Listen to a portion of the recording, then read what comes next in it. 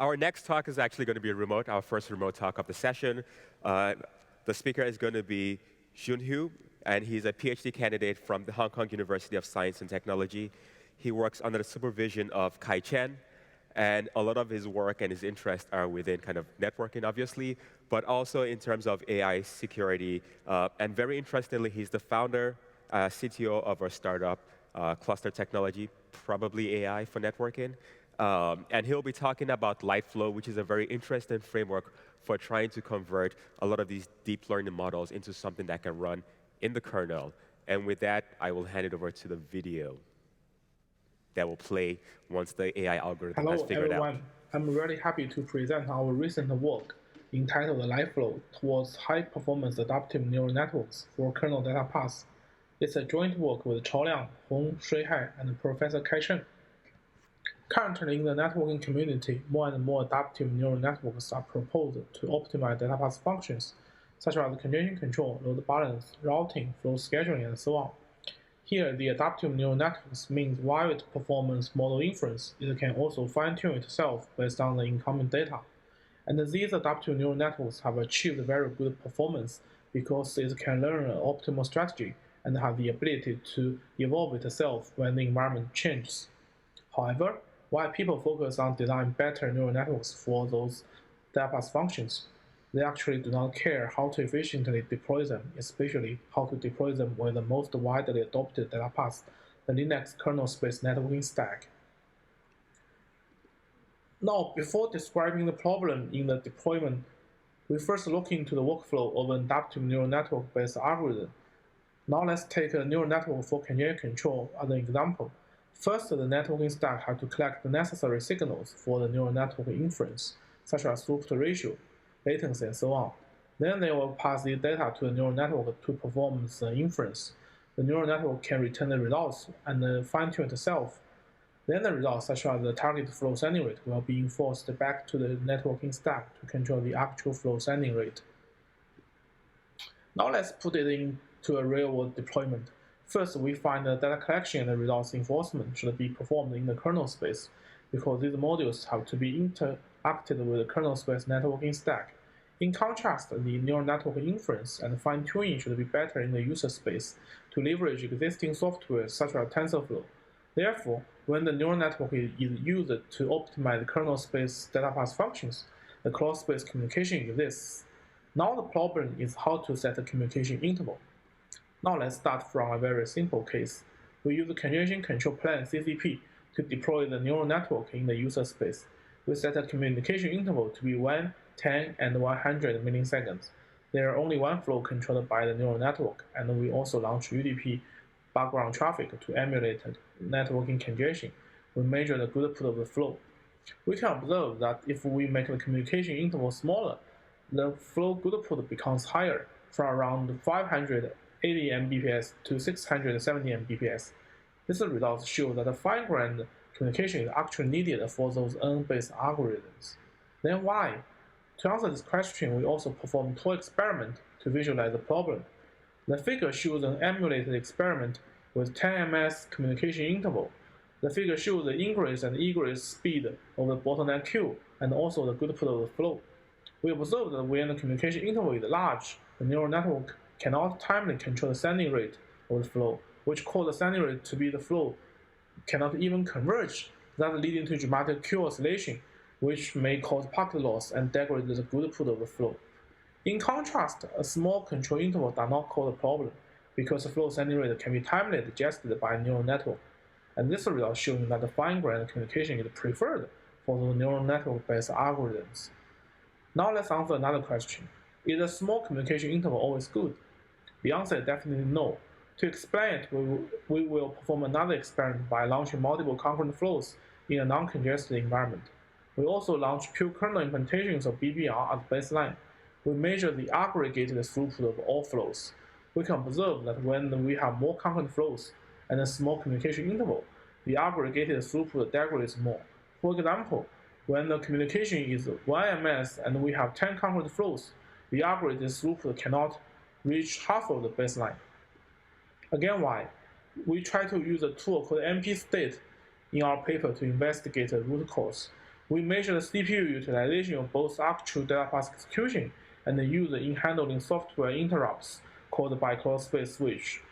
We can observe that when the communication interval is small, most of the CPU execution is wasted on handling software interrupt rather than the normal necessary data path execution, leading to dramatic performance degradation.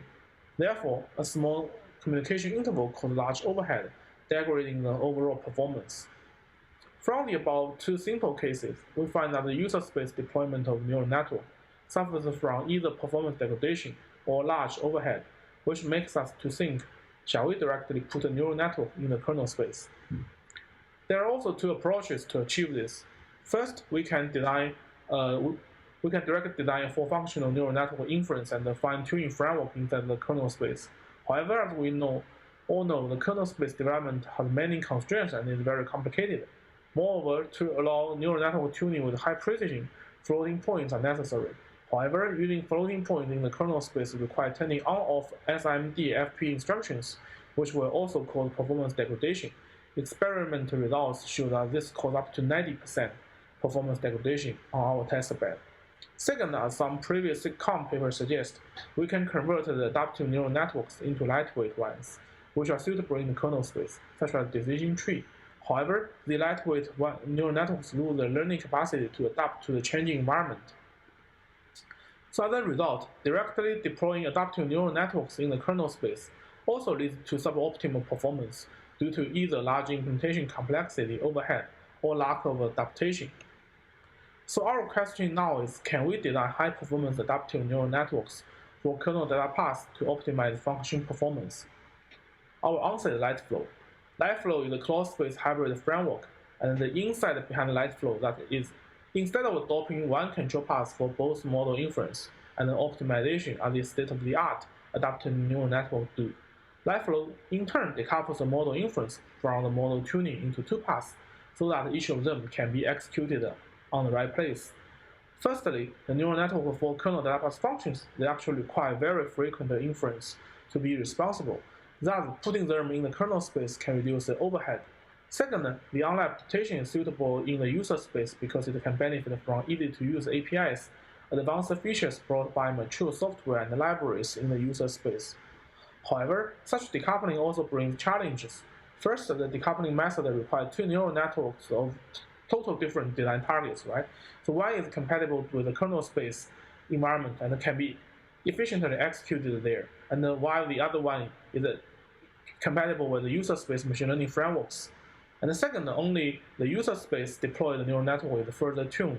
The neural network deployed in the kernel space actually cannot timely react to a changing environment, degrading the performance of the data path functions, right? So the third, the tuning the user space deployed neural networks requires continuous delivering data from the kernel space to user space.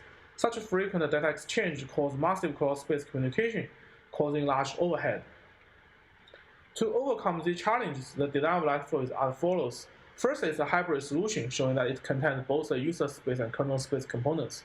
Second, without letting the user to develop two neural networks, LiteFlow can automatically generate a neural network snapshot based on a user space design and train a neural network. The snapshot is deployed in the kernel space and used for inference only. Third, the neural network in the user space is further retrained with batch data from the kernel space. Lastly, LiteFlow can conservatively update the snapshot to make it adapt to the changing environment while not compromising the data path performance. Now we will introduce some of the key components of LiteFlow in detail. First, we will introduce how LiteFlow generates a neural network snapshot. First, as discussed, using the floating points is not preferred in the kernel space. Thus, we will not first also perform the integer quantization with high accuracy to convert all float points numbers into integers. Second, we leverage the observation that the neural network is usually composed of layers. One type of layer shares similar computation logic but different parameters. Therefore, we can prepare all kernel-compatible template implementation of all types of layers in advance. Then, given a particular neural network, we can extract the quantized parameters and synthesize them with a template to generate the kernel space code automatically. Second, we will introduce how we perform online adaptation for user space deployed neural networks. We do not deliver the data to the user space once we obtain any new data. because it also causes massive cross-space communication, making LiteFlow suffer from similar overhead problems discussed before. In contrast, we try to deliver this data in a batch. Then why such batch mode works? We actually have two observations. The first, the network characteristics usually do not change in a sub-second or second manner. Thus, it leaves us time to tune the neural network in a batch mode. Second, when the neural network is performing online adaptation, it does not always lead to better performance before convergence. Our experiments show that if the online adaptation does not converge, it may cause non-optimal performance. The second question we have to answer is how to determine the batch delivery interval. Since a small interval causes large overhead, while a large interval causes the neural network to lose the ability to learn and adapt, we recommend to set the interval between 100 milliseconds and 1000 milliseconds in our paper. After performing the neural network fine-tuning, LiteFlow evaluates whether it's the right time to generate a new snapshot which will be deployed in the kernel space.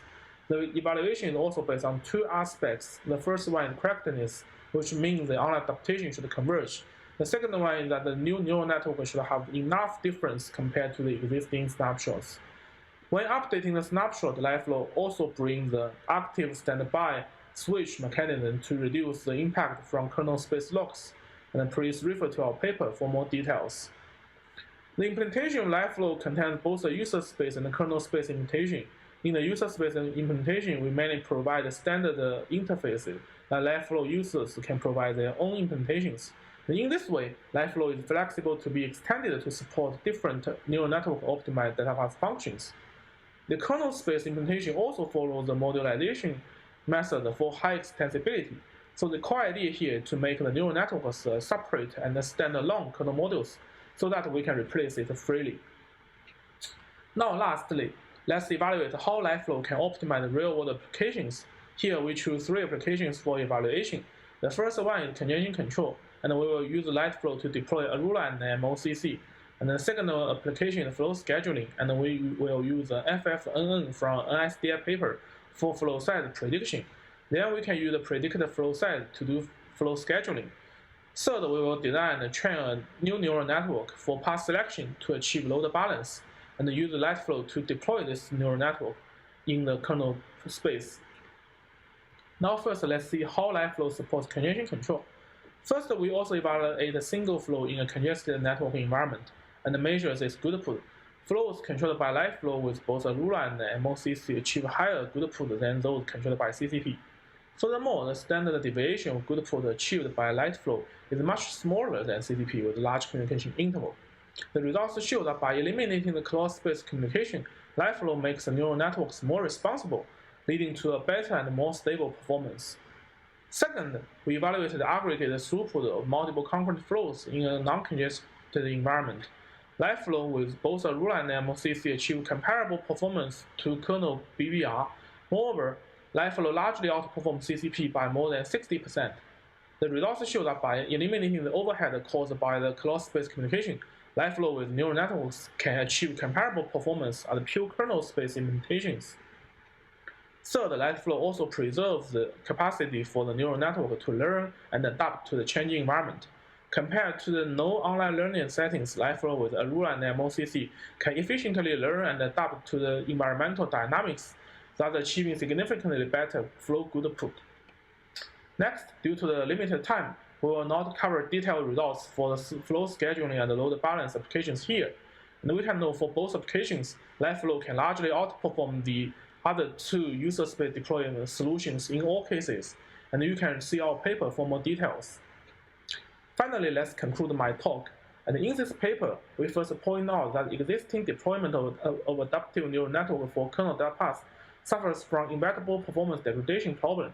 Then, to solve this problem, we propose LiteFlow, and a hybrid solution to deploy the adaptive neural network for the kernel datapath. Thus, both neural network inference and tuning can be at the right place.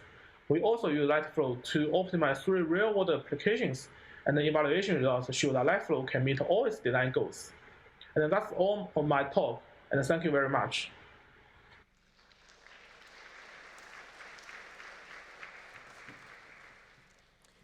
We have time for a few questions.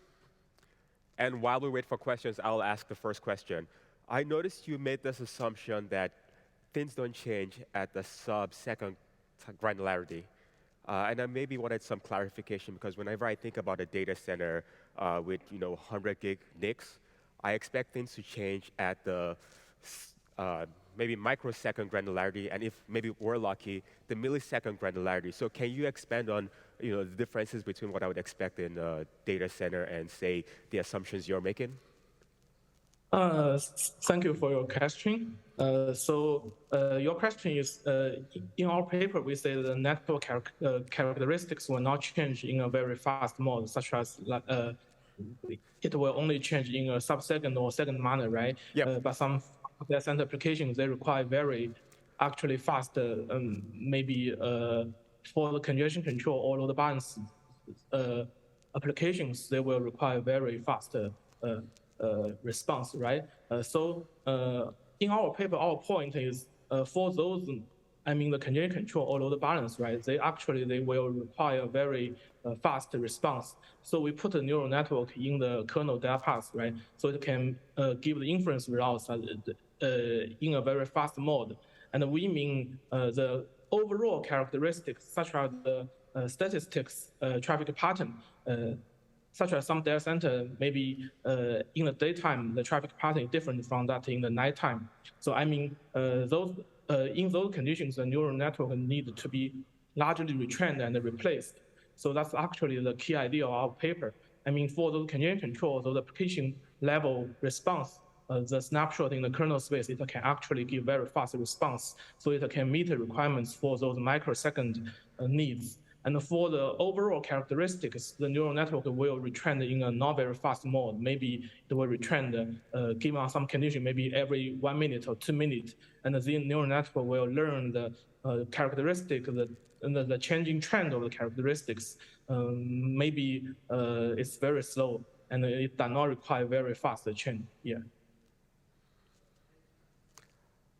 All right, we have a follow-up question. Oh, we have a question. Go ahead. Hi, Yu-Chong Chen from Google. Have you considered that instead of cross-space optimization, simply use a user space kernel bypass transport? So it's one space. Yeah. Thank you for your question. It's actually a very good question. And actually some reviews of paper ask the same question. Yeah. So actually the contribution of LiteFlow is actually to help those legacy applications, right? There's still a lot of applications they are running maybe with a Linux kernel Datapath, right? So LiteFlow can directly serve them. And maybe for some modern applications, the idea of LiteFlow can also be borrowed to optimize something. If you want to put neural network in a smart NIC, maybe it's a FPGA, and the FPGA might be communicated with the CPU through some communication, right? So the idea of LiteFlow can also apply to them, yeah. So if you are using maybe a totally user space solution, then maybe it's a limitation of LiteFlow, and it cannot work for that. Yeah. Thank you for your question. Yeah. Thank you. All right, let's thank our speaker once again.